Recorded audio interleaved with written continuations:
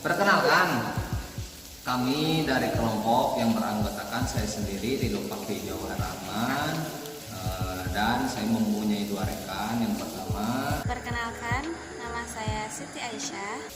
dan yang kedua, Perkenalkan, saya Rokayah. Bismillahirrahmanirrahim. Assalamualaikum warahmatullahi wabarakatuh. Waalaikumsalam warahmatullahi wabarakatuh. Dan wasyukurillah mabadu. Yang pertama-tama marilah kita panjatkan puji syukur kita kepada Allah Subhanahu wa taala, yang mana atas berkah dan rahmatnya beserta nikmatnya kita semua dapat berkumpul pada hari ini. Mudah-mudahan disahkan ya. Amin. Salawat dan salam semoga selamanya tercurah limpahkan pada pimpinan alam yang Habib Nabi Muhammad sallallahu alaihi wasallam. Ya, bagaimana kabarnya anak-anak? Baik. Semuanya hadir ini? Tidak. Hadir tidak? Tidak. Siapa yang tidak hadir? Muiz. Oh ya, siapa lagi? Yulan. Kenapa Yulan? Sakit. Hamil. Laki-laki banyak. 2 bulan. Oh, berarti perempuan ya? Oh, maaf, saya baru masuk. Tadi yang pertama tadi Muiz ya? Muiz. Kenapa Muiz? Hah? Sakit kaki. Ya maaf, aduh. Berarti cuma 2 orang? Ya, cuma 2 orang. Mohon aku itu duduknya yang benar, duduknya di standing bung, standing. Sedikit ke belakang. Itu maju. Oh sini ya, gak apa-apa. Oh kamu terlalu besar. Sebelum kita memulai pembelajaran ya, diharapkan kan ini sekolah ya. Kita itu harus rapi-rapi semua, oke? Siap nggak? Siap. Rambut udah panjang, cukur ya? Oh enak panjang. Nanti kalau luas kena razia kamu. Oh iya, nggak apa-apa ya. Sebelum kita memulai pembelajaran ya, alangkah baiknya kita berdoa terlebih dahulu. Berdoa mulai. Rabbi zidna ilman wa zidna fahman wa ilna wa zidna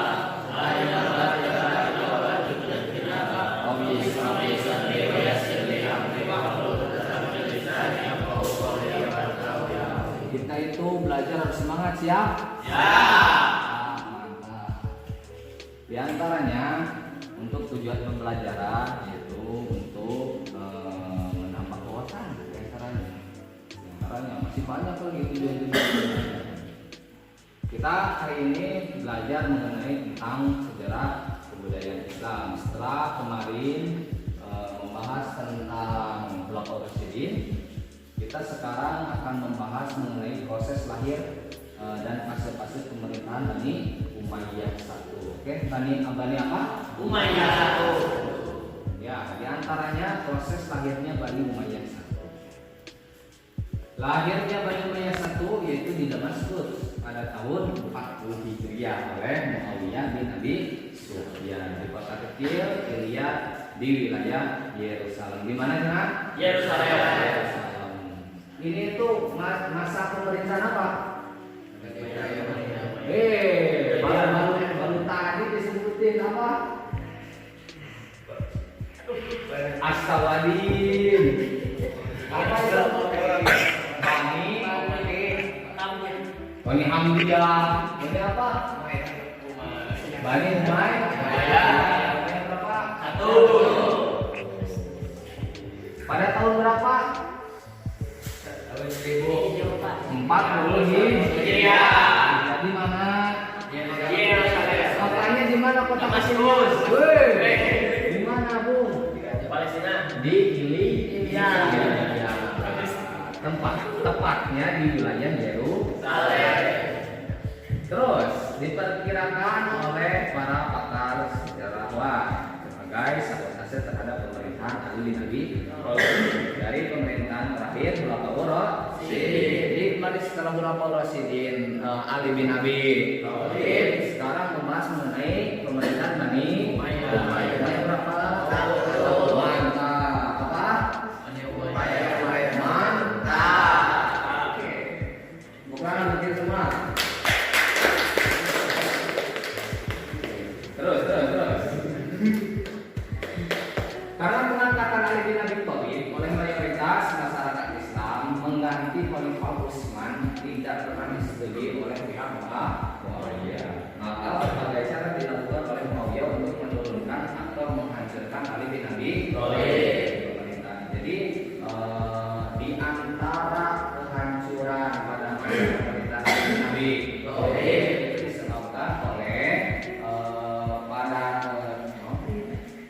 disebabkan oleh sekelompok dari golongan Utsman tidak pernah disetujui oleh pihak Muawiyah. Jadi di antara cara untuk menurunkan atau menghancurkan Khalifah Ali bin Abi Thalib itu di antaranya dengan ketidaksetujuan. Jadi setelah hancur Khalifah Ali bin Abi Thalib langsung kepada pemerintahan apa? Bani Umayyah. Mantap. Sekarang sebut kamu. Siapa kamu namanya? Aduh, mantap tuh.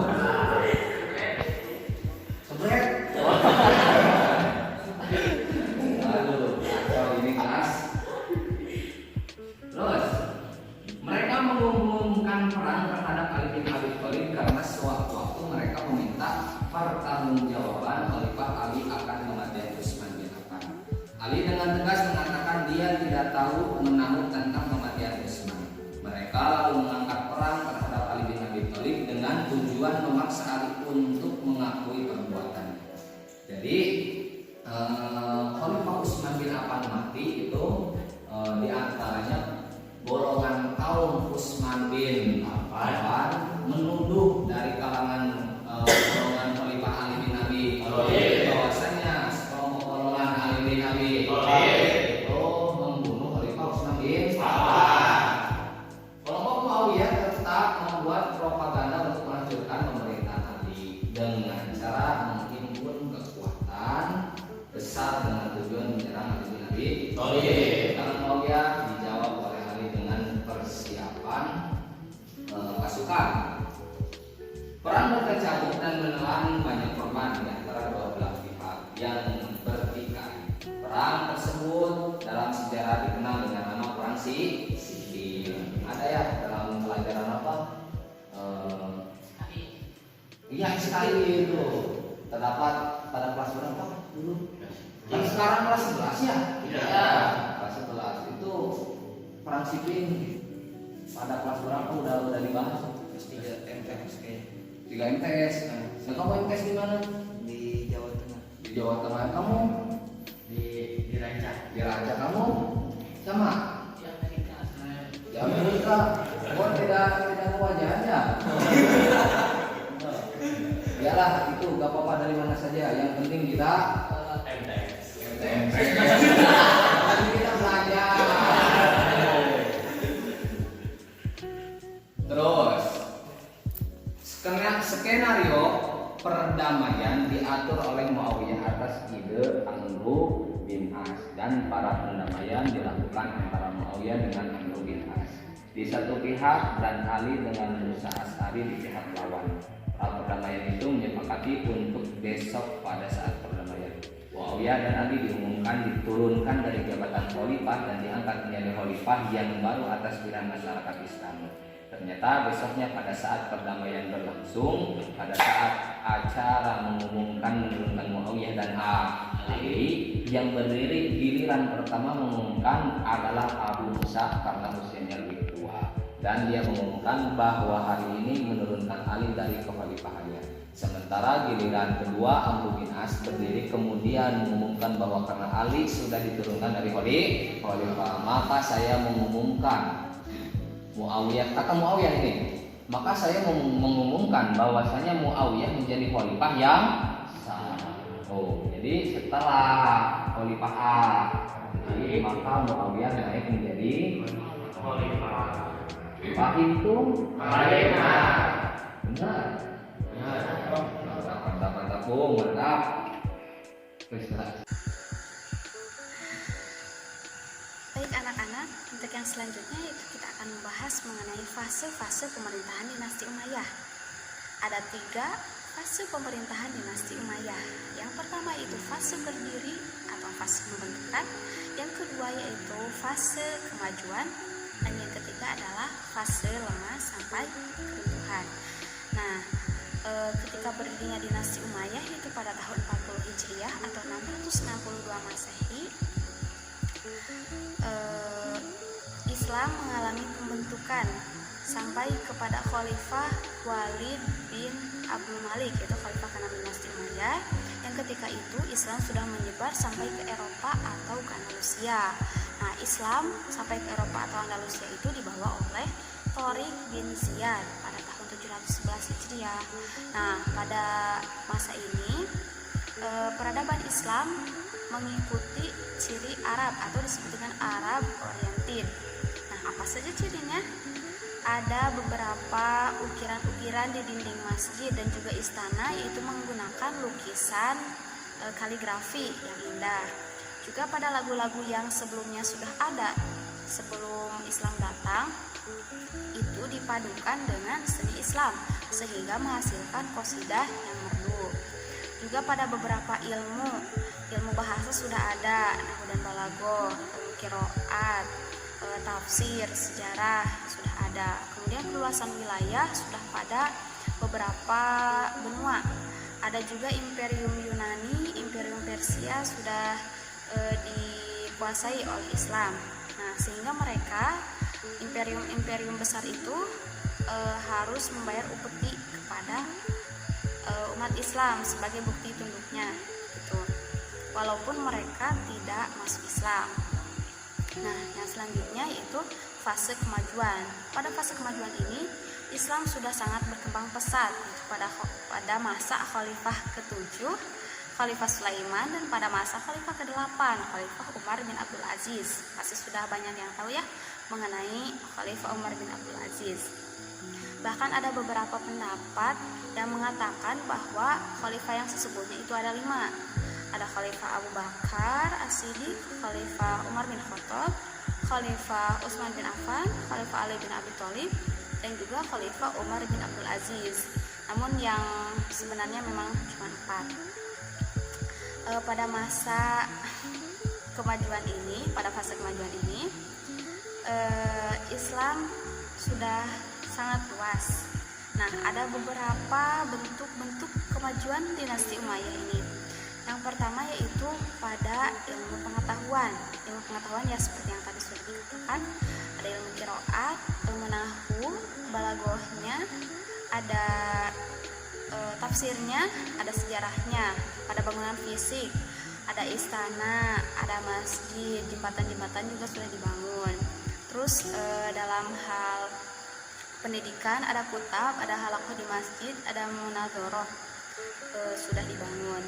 Terus dalam pemerintahan ada nizamul mal yang mengurusi bagian keuangan, ada yang mengurusi bagian pos, disebut jawatan pos, ada bagian ketentaraan, ada juga yang bagian pengawal pemerintahan seperti itu.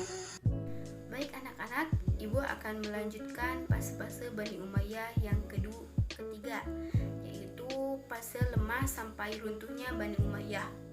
Fase ini dimulai dari masa kekuasaan Bani Yazid bin Abdul Malik, Khalifah ke-9,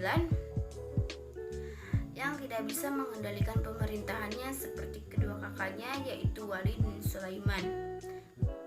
Pada saat dia diangkat, banyak yang terjadi perbentrokan dari Khalifah Yazid sendiri tidak dapat mengendalikan pembentrokan tersebut. Kondisi ini terjadi sampai puncaknya pada saat pengangkatan 2 khalifah dalam 1 tahun berjalan, yaitu putra dari Khalifah Walid, Khalifah ke-12 yaitu Yazid bin Walid, dan ke-13 Ibrahim bin Walid. sistem monarki yang dipakai dalam proses peralihan kepemimpinan di Bani Umayyah I ikut memperparah kelemahan Bani Umayyah tersebut. Faktor yang dominan penyebab runtuhnya tahun 1320 Hijriah atau tahun 670 Masehi. Akibat dari pembentukan sistem monarki di Bani Umayyah I, selain yang disebut di atas juga dapat memberikan peluang kepada para putra mahkota untuk melakukan penyelewengan kekuasaan seperti korupsi, kolusi, tidak disiplin dalam pekerjaan, dan tidak dapat bertanggung jawab terhadap suatu pekerjaan. Akhirnya yang terjadi pada para pembesar lain seperti pegawai istana, perdana menteri, dan para khodiliyah yang dapat mengendalikan pemerintahan. Sementara para khalifah yang berkuasa tidak dapat mengambil tindakan hukum terhadap para pelaku nepotisme, korupsi, dan penyelewengan jabatan lainnya. Sedangkan kekuatan baru yang berhadapan langsung dengan Bani Umayyah I adalah Abbasiyah. Peperangan yang dilancarkan kedua kekuatan ini berjalan secara terbuka hampir di sebuah wilayah Bani Umayyah I, dan pada akhirnya kekuatan Abbasiyah lah yang memenangkan pertempuran tersebut. Sekian yang dapat kami sampaikan. Mohon maaf bila ada salah.